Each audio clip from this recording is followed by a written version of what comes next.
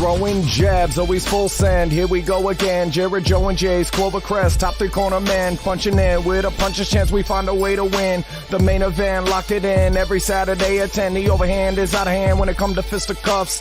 Slide a hand on the undercard, you'll never see the punch. Uppercut, got you missing weight, feet are stepping late. Keep your guard up, feeling faint from a feint. Take a stand and eight, then retaliate. Put up your duke, stick and move, bob and weave. Don't lose hope against the ropes, there's always an escape. Never stay down. One more round, bells ringing. Counter punch with your chin tucked and go down swinging. We bring in crosses with no worship, hooks with no verses, combinations with no locks. When you feel the flurry, it's curtains. From scrub scraps to fight stats, relax if you want the facts, cause the best combat podcast is throwing jabs. Yes, Joe McGuire, Jared Jones, throwing jabs. Israel Adesanya is back on top, and there is a great UFC fight night coming up tonight. We're going to preview that. Jared's got a puncher's chance. We got a flurry, and we're going to talk boxing for the first time in a while because there is a fight that is actually worth talking about. It's got major ramifications in the heavyweight division, so we will get into that as well. And, of course, got to talk about that co-main event from last weekend. As much of as it was not a big deal, it ended up being a big deal when a certain somebody hung up his gloves for the final time. But we'll get into that. First and foremost, though, I guess we gotta talk about this. Some question, Jared. We weren't sure. At least I said it. I wasn't sure Israel Adesanya had the power to knock out Alex Pereira. He did so in the second round, proving me wrong, proving the doubters wrong. But as my brother Tony texted me, it's 3-1. Does that really settle the score? As in, Pereira's got a few wins over this guy still. Does this make up for it, Jared? Is this the monkey off the proverbial back? Yes.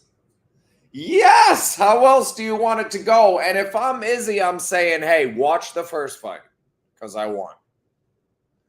Watch the second fight because a standing 8 count, which isn't a rule in most of these fight games, saved him when I had him. I won every round and then got stopped. Everybody gets clipped from time to time. It happened to me twice against this guy.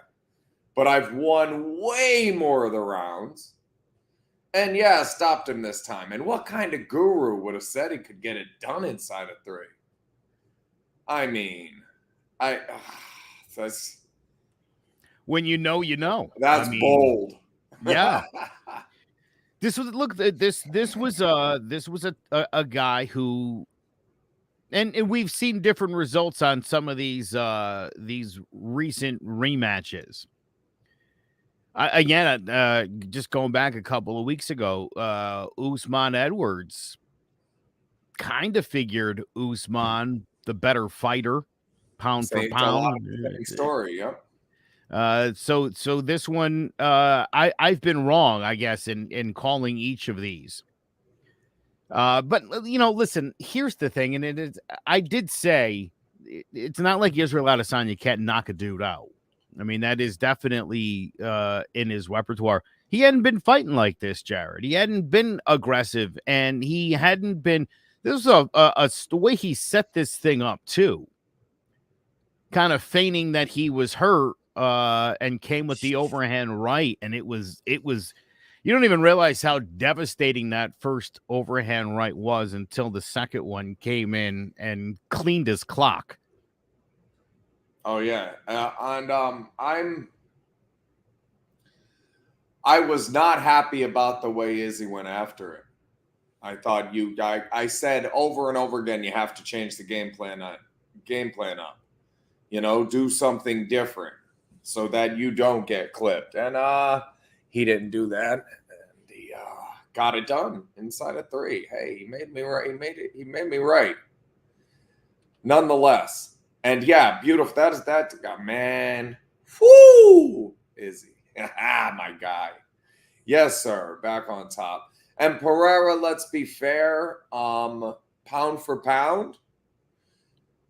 Did he really belong here in the first place? Or he's here kind of riding Izzy's wave because he beat him in kickboxing. Did he earn his way here? Jared, Legitimate listen, question.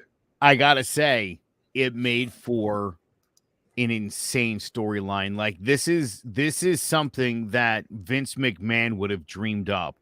Let's pull this guy out of his past. He'll come to WrestleMania. He'll beat Izzy, take the belt, talk some smack, and at the next pay-per-view, Izzy will come get that belt back, and all will be right again. That's sort of the script. That's the script here in combat sports. This is the real-life version of that. And if you're anybody except for like a hardcore fight fan, yeah, this is what you wanted. If I'm in managerial, if I'm in promotion, if I'm in the fight camps, I mean, this is fun. Like you said, if you'd written it out, I don't know if people would believe it. But Bruno Silva and Sean Strickland, I'll give you the Sean Strickland knockout, but at your size with the way you're cutting, you could knock anybody out with a punch. And those are the only two guys on this list I care about at all. He didn't earn his way there. Let's look at No, he didn't. He 3, certainly 4, didn't. 5, 6, 7 in that division, and who did they beat? Right, but Sean would you agree, Strickland. Jared, right? This was more a matter of, I mean, he had no business being in a ring with Strickland in the first place. But again, you look at this division and you look at the way Adesanya had completely dominated this division, including 2 wins over Robert Whittaker, 2 wins over Marvin Vettori, Gastelum, you know, guys fighting prelims now, you know, this division wasn't giving Israel Adesanya any kind of competition, and this guy showed up, knocked him out, sort of, and it made for a great storyline. And it, I think, at least in the short term, because now Pereira says he's moving up, and yeah, he definitely should. That's but he can't probably compete there. Well, Jared, that's what we're going to find out, because, you know, you have to assume, right? Alex Pereira moves up. Is Jamal Hill on his radar? Is somebody? No, I know. Jared, look at me. I know. I'm saying I'm concerned you throw this guy in the ring at 205. He suddenly finds himself not the bigger guy anymore. He's just, you know, the guy, just a guy suddenly in the light heavyweight division. You gotta wonder how good the skills are. This is tough. This you know, because it's like, jeez, Izzy couldn't move up. That's and what size is what you had on this guy, right? Like if the narrative, okay, so I this is Joe, tip of the cap. You're right here. The narrative of Izzy and Pereira is the only one in that weight class we really wanted to hear. It was the only interesting thing going on. And now that Izzy has, let's say, set the record straight, if that's what you believe, now you have a guy that didn't earn his way there in the first place, that didn't kind of belong there in the first place, moving up a weight class to fight guys he doesn't belong with. You know what Jamal Hill will do to this guy? Like, that's not a good fight. Yeah. That's just not even a good fight. Dude, imagine this guy in the ring with Yuri Prohaska. Oh, my God. Yeah, see, nobody's arguing Antonio Tarver as the GOAT. And that's what we have here. That same storyline, that same narrative, but that's not the guy. It's the guy that beat the guy. Chris Weidman, greatest MMA fighter of all time, or the guy that beat Anderson Silva at the top of his game. He's just the guy that beat the guy. And that's what Pereira is. He beat the guy back in the day. He managed to lightning struck twice. And he can't keep cutting to that weight class, and he can't move up and get wins.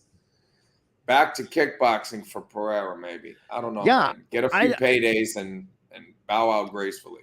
Right? What would Pereira do next?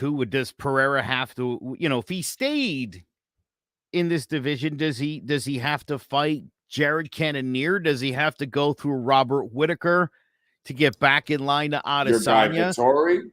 Right? It's like what fight makes sense? And as you said, having not really earned his way in the first place, it would be interesting to see how far back in the line does this guy drop? How many top contenders does he have to beat to get back to Adesanya? He moves up, which is what his stated intention is. I don't think he's good enough there. And again, if Adesanya couldn't beat Jan Blachowicz, and you're looking at, again, between Prohaska and Hill, it's a pretty good middleweight division, right? Light heavyweight division. I just feel like, I don't know if Pereira's got the skills to match up with anybody in the top 5 in that light heavyweight division. Even go further down, go to 14, Khalil Roundtree versus Pereira. Dominic Reyes, Ryan Spann. Ozdemir, I think, beats him. Johnny Walker's a tough fight, but I don't like him. There's Anthony Smith, Alex Pereira. It's not a great fight, but it's fun. It'll be entertaining, and we'll find out who's better. The point is, there's no, Joe, it's not there. I don't see a guy on that list that I'm like, ooh, there's a good matchup, that winnable matchup for Pereira. Ryan Spann, is that what we're going to do? You're going to fight Izzy, and then you're going to fight Ryan Spann or just Dustin Jacoby? None of these names make sense. Nope. And making that way, we saw what happened. Even go back down. Yeah, who do you fight there? Brunson, Deladze? It's ugly for this guy having lost that fight. Yeah, and it's wild because everything was on the line for both of them. You like that the way that narrative went, this was going to be all but the end of the story for one or the other. Speaking of the end of the story, Burns. Nice segue. Bam. Gilbert Burns dominated Jorge Masvidal in the co-main event at UFC 287. A co-main event that, let's be honest, and I think just in the last couple of days, Georgie sort of admitted, like, I don't belong here anymore. I can't beat the top guys. I don't have it in me. And that's the reason why he retired. Good on him. But I think this has been evident for a while that his best days were behind him. To his credit, he goes out losing bangers to some of the best in the sport. Not a bad way to go out. And certainly, Jared, as a fighter, I think a good litmus test of this isn't working anymore. You got to do something different. Oh, yeah. Well, and there wasn't, it's not too far off. We've got to be honest about this. He beat Cerrone. He beat Pearson, lost to Mayan Thompson, then beat Till, Askren, and Diaz, which we all remember the Askren knockout. And the Diaz fight was not as entertaining as we would have liked it to be. Got the Usman fights, right? And then lost to Covington and Burns. I feel like this was a nice trajectory and a good way for him to walk out of the, you didn't take any losses to Peter McNeely on your way out. There was no Ole Norris on your these guys are good that you lost it. Yeah, it's from the Cerrone fight on, it's been a mixed bag. It's been a real mixed bag, mostly on the short end. And it's nice to be able to end it. He's sort of a positive guard. Listen, and here's the thing. It's, if Jorge Masvidal, Jared, was content being a gatekeeper, not fighting guys in the top 5, he could, he's 37 years old. He could fight another 5 years. That's not what he wants to do, right? He's not going to that. Do we? No, of course. Again, if you love Jorge Masvidal, maybe you're like, yeah, but again, the reality is, and he knows it, that he'd have to be the guy stopping the Sean O'Malley's of the future. That would be his role, is they'd have to beat him. And is that what you want to see? Like you said, do you want to see Georgie get beat by a Peter McNeely on his way. Like, there's no reason for that. Yeah. You know, it's Too an much interesting respect for the way. guy in the game. It's an interesting way to see a guy burn out at the top, where again, it's all the biggest names in the sport, mixed bag, but that's who it was. And to me, listen, one of the great talkers of all time, a guy who I think needs to be in the broadcast booth in some way or another to continue to contribute what he does to this sport. I think that would be great. Maybe him and Michael Bisping doing some kind of show, I think would also be. It's what we need. I'd love Might to not see be what we want, it's what we need. Diaz and Masvidal doing a. Come on. You know, before we start previewing, Even get over to Trilla, Diaz and Masvidal, huh? Did you see the big one? On a Jake Paul undercard? Yeah, well, Nate Diaz and Jake Paul are gonna be having a boxing match, and I like Nate Diaz as a boxer here. Nate got some of the best hands in the sport. I think it'll be a real challenge for Jake Paul. It'll be a fight worth watching. I was watching a video, though, this morning, Jared. Jake Paul said he wants to fight Tyson Fury in an MMA match. And it's like, dude, can you fight a guy in the sport he participates in and beat him in that, you idiot? You know what I mean? I don't understand that. It's like me challenging Aaron Judge to a game of soccer. Like, what are you talking about?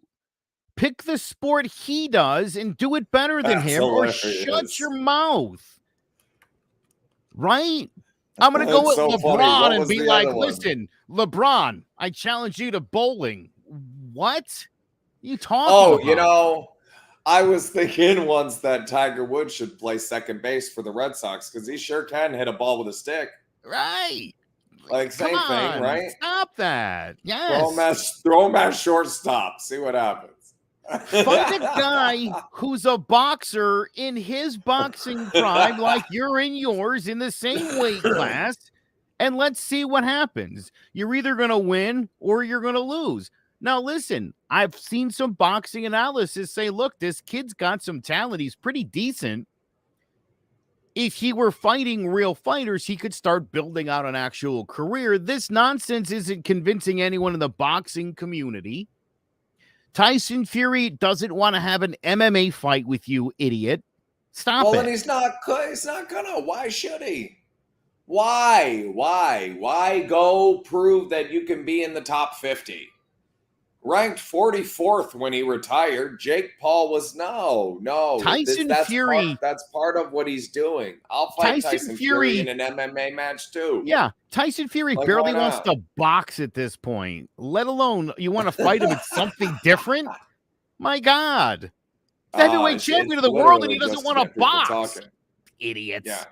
Anyway, I want to see Nate Diaz beat his face in. So there's that. That's where I'm at. He's a smaller built person, but yeah, I'm rooting for Nate too. There is a boxing match tonight, and this thing's got major ramifications, and it's unfortunate right now that, you know, there are people who don't know who Joyce is. Zhilei Zhang is a proven heavyweight contender. Joyce has to knock him out, and assuming Joyce can win this fight, and he beat Joe Parker in an 11th round knockout in his last fight.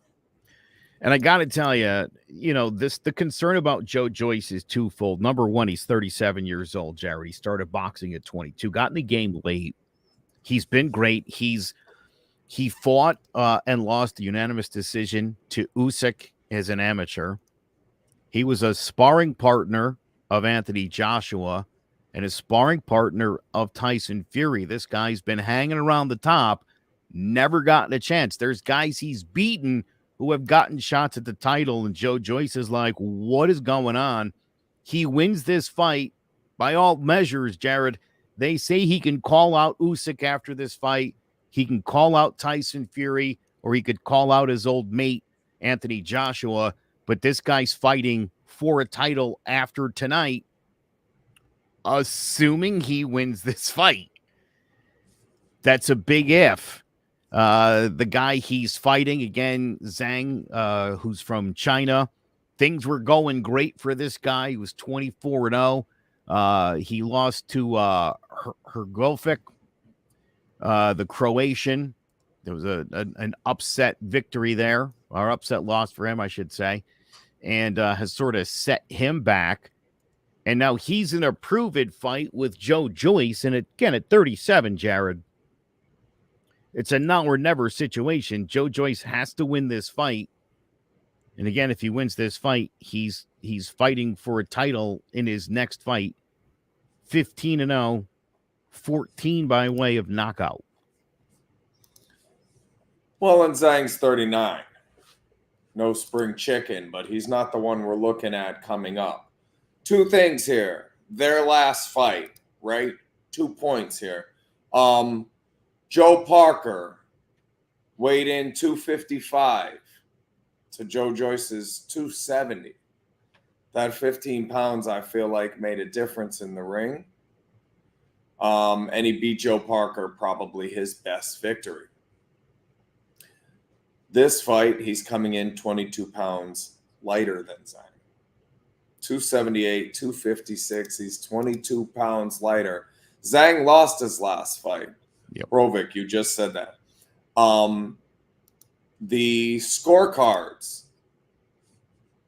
112, 115, 112, 115, 113, 114. This was a really, really, really close fight against a 14-0 undefeated fighter that he was 30 pounds bigger than. And the judges had it extraordinarily close. He was a plus 550 underdog in that very, very close fight. And he is a plus 550 underdog today, but instead of 15 pounds lighter, 22 pounds heavier. I'm taking the upset pick here, Joe. Joyce loses plus 550 to Zhang. This is a big, big guy. You know, it's funny. I didn't make my second point before, because my second point was this. Critics of Joe Joyce point out he took a pretty good beating against Joe Parker Jr. And let's be honest, Joe Parker's not that good as far as championship content. He's not that great. We know what he is. And those were 6-4. So Yeah. they both had really close fights, and one guy's bigger. Yeah, it's again. Joe Joyce is an interesting story. I read it this week, and again, to see this guy on, like, this is a big fight for these guys. One of these guys you'll see fighting in a championship fight in his next bout against one of the big names in boxing, assuming those two idiots still can't get it together and get into the ring to unify this thing. So anyway, big fight tonight. Make sure you check that one out. Zhang wins and then fights Wilder. Here's the big fight, though. Here we go. UFC Fight Night. Holloway versus Allen. And this Allen kid's no joke. Arnold Allen is undefeated in the UFC. He has been on a tremendous run here, Jared, since he got into the UFC. Everybody knows Max Holloway. Everybody knows this guy's story. He's one of the best to ever do it. Guy ran into a bit of a buzzsaw at the top of his division. Again, fighting perhaps the best in the sport in Alexander Volkanovski. This a tough fight. And this a guy in Allen, Jared, who, much like Calvin Kattar, a fight you and I enjoyed together. Stop. No, listen, I got to tell you why. I was watching the preview. I watched the weigh-in yesterday. It went really well. Allen is not a talker. Holloway is one of the most dignified guys in the sport. By the way, Max Holloway said he's going to finish this guy in 3, going to knock him out. So I believe him. I'm going to put that out there right now. Allen wants to go in there, and he's a striker. Got a great left hand, Jared. He's a southpaw. He's very accurate when he hits. This guy, when he hits people, you feel it when you're watching it. It's one of those where everything is just, oh, it's that clean left. Think Holly Holm on Ronda Rousey's face for as long as that thing went. That's what this guy does a lot of. Max Holloway said, a lot of guys get in the ring and they think they're going to throw hands with me. That changes pretty quick, and I couldn't help but think who he was talking about as they cut to him saying to Calvin Kattar in our favorite fight you and I watched together, I'm the best boxer in UFC, baby, as he was dodging Kattar's best punches. So I got to tell you, to me, this is, and I remember, you remember too, the other thing about that fight, Jared, it was ABC's like UFC fight of the week. It was like a national primetime audience. And I said, oh my God, this is going to be a banger, dude. Holloway, Kattar, they're going to throw like 1,000 punches. They're going to set records. Little did I know the record would all be thanks to Holloway, but this is going to be a great fight tonight. If you like guys standing there and throwing hands, expect that to be the bulk of what's going on there. You'll see takedowns when somebody gets stung pretty good. So you can imagine we'll see a good mix of those because people are going to be getting hit here tonight. This is a good card, but I like Max Holloway to end Arnold Allen's run. I think this is that exact thing I'm talking about where you want to find out how good you are. And Arnold Allen's good. Is he Max Holloway good? That's what if you're not Max Holloway good, you might as well just settle back into the pack and keep your mouth closed. I really wish you hadn't brought up Calvin Kattar because people could go back and find out that I'm giving the same exact analysis to this fight that I did to that one. And I will very rarely say too much dog. That's good in the fight game. But there are a couple Justin Gageys out there. They're just a little too much dog. And that was my analysis for the Holloway fight is when they stand there and trade, Cater's going to be a little bit better. And Holloway's not going to stop trading. And I was wrong about him being better. I was not wrong about the dog. Yep. But I've got the exact same analysis here. Allen for the upset. He's been in coin toss fights pretty much since he got here. He's won all of them pretty convincingly. He's improved since that loss. He's never been stopped. Yada, yada, yada. This could be one of those changing of the guards type fights where you see Holloway really get beat up. I think it's closer than that, but I really feel like if somebody gets beat down here, it's likely Holloway. Interesting. That's an interesting take. It is. It is. Here's the thing, and I always ask myself, and I was thinking about this when it comes to this fight. Max Holloway obviously has been at this for a long time, 30 professional fights. You don't know, obviously, when that moment is going to be in your career when you're just suddenly not as fast. We just saw it happen with Jorge Masvidal. This guy's lost 3 fights to Alexander Volkanovski. The terrible trilogy. Dustin Poirier, another name on his list. Conor McGregor. Another earlier loss to Dustin Poirier. So if you're going to be Max Holloway, you got to be really good. And Arnold Allen is really good. Can he stand there and exchange blows with Max Holloway? I mean, I think ultimately that's what this boils down to. You like it. You think he's going to be all right in that spot. Oh, yeah. Yeah, I'm picking Allen here. There are a couple coin toss type fights that I really, really like, and this is one of them. Arnold Allen, he's been on a tear. All right. When does Holloway start his decline? Is the question. That's eventually. Hey, that's a great question. 31 years old. Again, a lot of fights, 30 career fights. This guy's been banging with the best. Again, what's Max Holloway working towards at this point?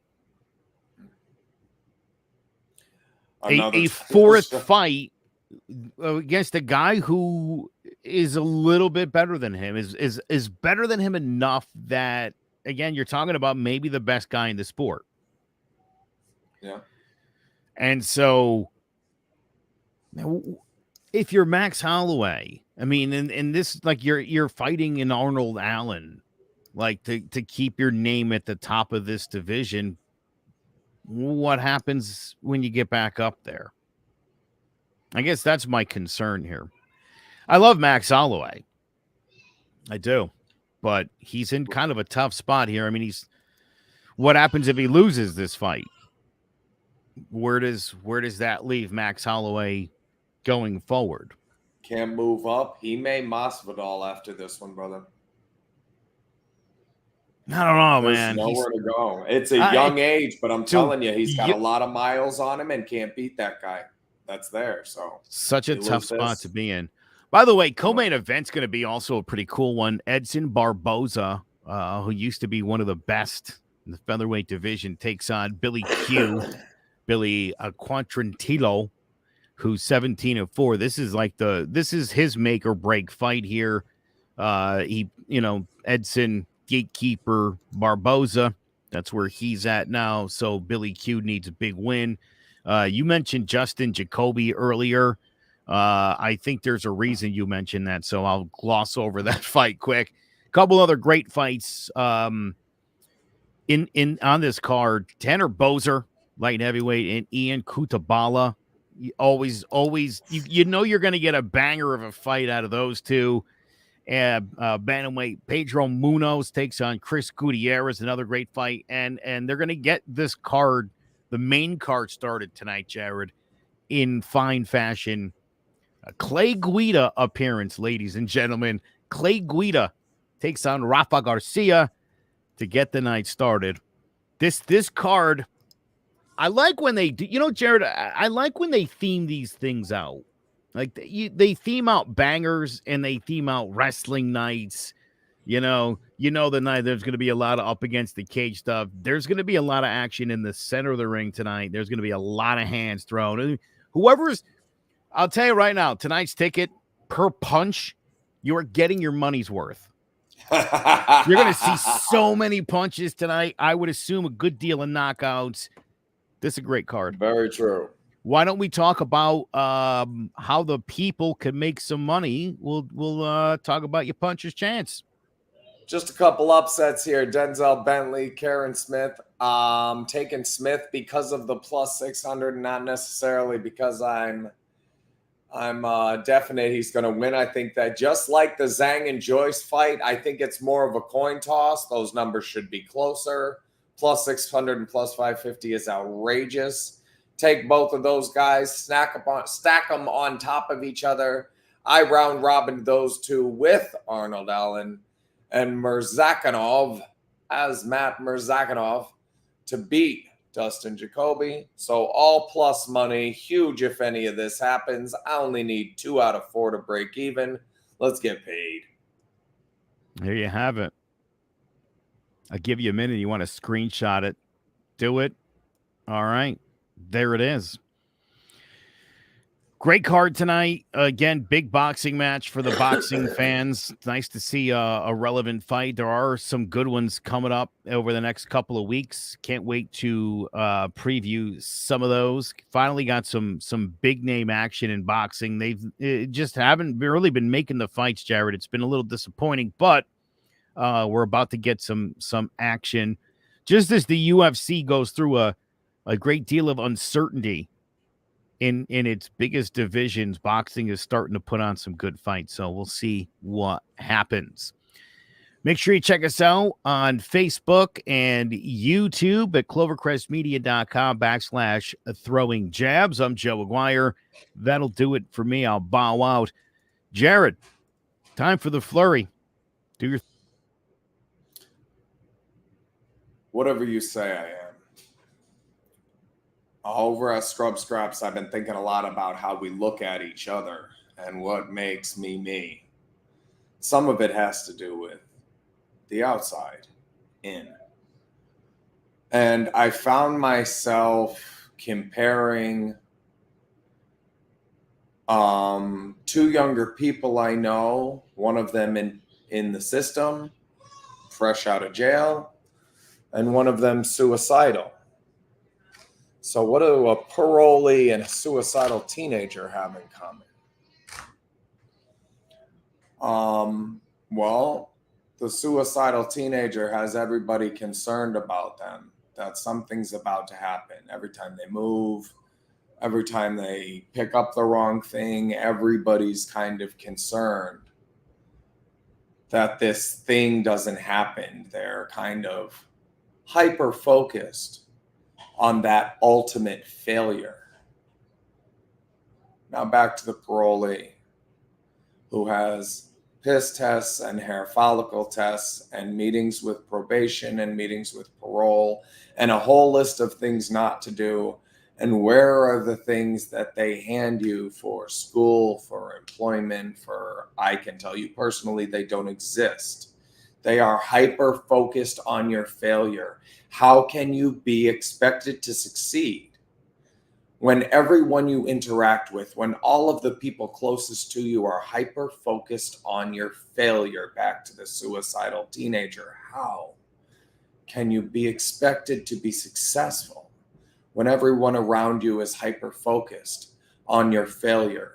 What we need to do for the suicidal teenager and for the parolee is focus on the successes, prioritize the things they can be doing to rebuild their life and their semblance of self and their worth and value that they feel.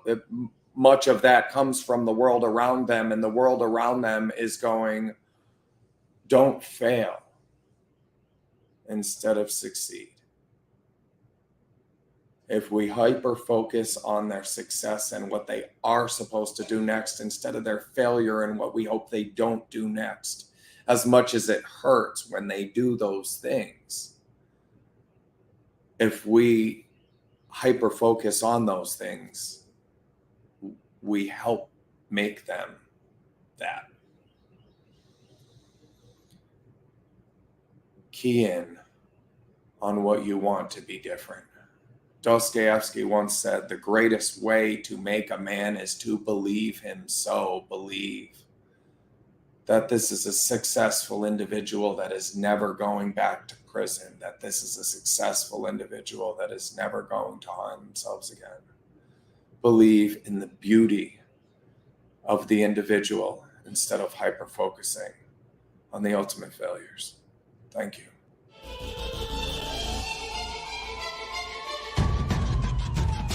Throwing jabs, always full send. Here we go again. Jared, Joe, and Jay's Clovercrest, top three corner man, punching in with a puncher's chance. We find a way to win. The main event, locked it in every Saturday at 10. The overhand is out of hand when it comes to fisticuffs. Slide a hand on the undercard, you'll never see the punch. Uppercut got you missing weight, feet are stepping late. Keep your guard up, feeling faint from a feint. Take a stand and eight, then retaliate. Put up your duke, stick and move, bob and weave. Don't lose hope against the ropes, there's always an escape. Never stay down. One more round, bells ringing, counter punch with your chin tucked and go down swinging. We bringing crosses with no worship, hooks with no verses, combinations with no locks. When you feel the flurry, it's curtains. From scrub scraps to fight stats, relax if you want the facts, cause the best combat podcast is throwing jabs.